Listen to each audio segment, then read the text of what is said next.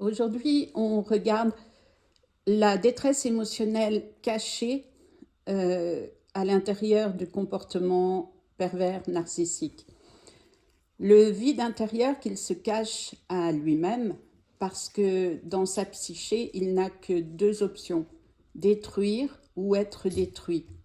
C'est une mémoire qui s'est mise en place sur le plan affectif. Il est comme un bateau à la dérive. Instinctivement, il réagit sans jamais prendre du recul parce que sur le plan affectif, la menace est toujours trop grande pour lui. En fait, il est dans un corps d'homme, mais son cœur a l'âge de sa blessure. Et derrière la façade, il y a un vide insupportable à vivre. Ce qui explique qu'il est constamment en tension et toujours en vigilance intérieure. La personne au fonctionnement pervers narcissique ne vit pas dans sa puissance intérieure. Elle vit, elle subit son vide intérieur qu'elle ne cesse de tenter de combler. C'est un vide identitaire, un vide affectif, un vide de valeur personnelle parce que, enfant, trop de détresse a envahi ses émotions. Plus la personne est violente dans sa rage de faire du mal, plus c'est la marque que son cœur a volé en éclats enfant. Et ce vide est tellement menaçant que cette personne construit un masque de survie, une façade. Cette personne entre dans la séduction, le contrôle, la supériorité, la manipulation. En même temps, sa détresse émotionnelle, c'est l'impossibilité de se sentir exister sans l'autre, qui lui renvoie ainsi sa propre existence. Alors, elle prend son énergie, elle a besoin de son attention et elle recherche l'admiration, parce qu'elle n'a pas de centre interne pour se rassurer elle-même. Sans la personne qui est à ses côtés, elle meurt symboliquement. La relation, pour elle, ça n'est pas de l'amour. C'est une lutte permanente pour ne pas s'effondrer, pour ne pas ressentir des émotions qu'elle ne sait pas gérer, qui lui font peur parce que ça la ramène dans un passé qu'elle n'est pas capable de regarder. Sa peur fondamentale, c'est être vue telle qu'elle est. Et dans certains cas, la personne toxique ne craint pas l'abandon, du moins pas consciemment. Elle craint plus la vérité, mais intérieurement, c'est l'angoisse d'être seule, surtout, qui est une détresse. Et cette détresse émotionnelle d'une personne au fonctionnement pervers narcissique, c'est la terreur d'être vue dans sa réalité intérieure, vue dans sa fragilité, dans l'immaturité de son cœur, dans son incapacité à aimer.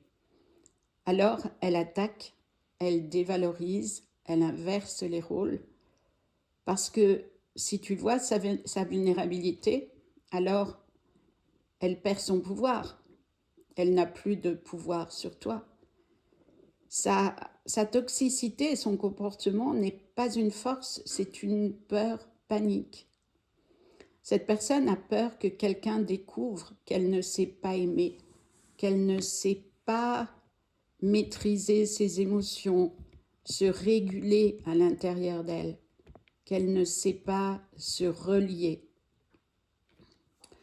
En fait, elle préfère te faire douter de toi parce que ce faisant, elle se rassure ainsi sur ses propres inaptitudes plutôt que de se confronter à elle-même.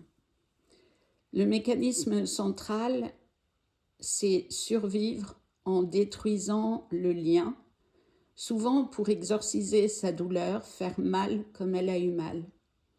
Ensuite, lorsqu'elle a réussi, c'est une bouffée de dopamine qui va calmer momentanément ce qu'on lui a infligé enfant. Mais la personne toxique détruit, cherche toujours à détruire ce dont elle n'a plus besoin. Sa détresse émotionnelle, ce qui est lié au comportement pervers narcissique, c'est qu'elle a besoin du lien. Mais en même temps, le lien la menace si jamais elle ressent quelque chose qu'elle ne peut contrôler. Elle a besoin d'être aimée, mais l'amour la rend vulnérable. Donc elle doit détruire l'autre, c'est-à-dire détruire l'objet de ses sentiments pour être sûre de ne pas perdre la personne qui est en face d'elle. Elle a besoin d'être admirée, mais l'admiration ne suffit jamais pour compenser son extrême solitude intérieure d'enfant. Alors elle détruit ce qui pourrait la guérir. Elle n'a pas d'autre choix. C'est le seul choix qui la rassure. Elle attaque ce qui pourrait l'apaiser pour ne pas en devenir dépendant. Elle sabote ce qui pourrait la stabiliser. Ce n'est pas logique, c'est sûr, mais c'est son système de survie. Un système intérieur confus, obligé de détourner continuellement ce qui pourrait menacer son intégrité. Alors elle préfère un lien de souffrance qu'un lien vrai dont elle n'a pas besoin. Son seul besoin, c'est de se rassurer. Parce qu'un lien vrai demande de la responsabilité, de la conscience, de la réciprocité, ce qu'elle ne possède pas. J'ai envie de dire que cela lui a été volé très tôt et a fragmenté son cœur, qui depuis est à la dérive, cherchant un port d'attache qu'elle est dans l'impossibilité d'accueillir et d'accepter. Et de fait, elle ne peut pas offrir un lien vrai dans la relation parce qu'on ne peut offrir que ce que l'on porte en soi. C'est une enfance volée que l'adulte ne reconnaîtra jamais parce que cette personne ne se sent pas la force nécessaire de pouvoir y faire face. Ainsi, l'homme ou la femme fera payer sa lâcheté intérieure à toute personne intéressée ou qui tentera de la sauver. Mais l'amour reçu même tardivement ne les sauvera pas du marasme affectif de leur cœur. Parce que l'amour, parfois, ne suffit pas. Souvent, d'ailleurs, l'amour ne suffit pas. C'est seulement eux-mêmes qui détiennent la clé de leur libération, de leur liberté, mais aller la chercher serait trop angoissant et ça équivaudrait à un système intérieur en panique qui ne pourrait avancer que dans la panique, que dans la confusion, que dans la souffrance, et ils sont absolument incapables de gérer tout cela. Les comportements psychopathes et sociopathes, en dehors des portails organiques, sont souvent l'extrême d'une enfance vécue dans l'horreur. Voilà, si ce passage vous a intéressé, merci de liker.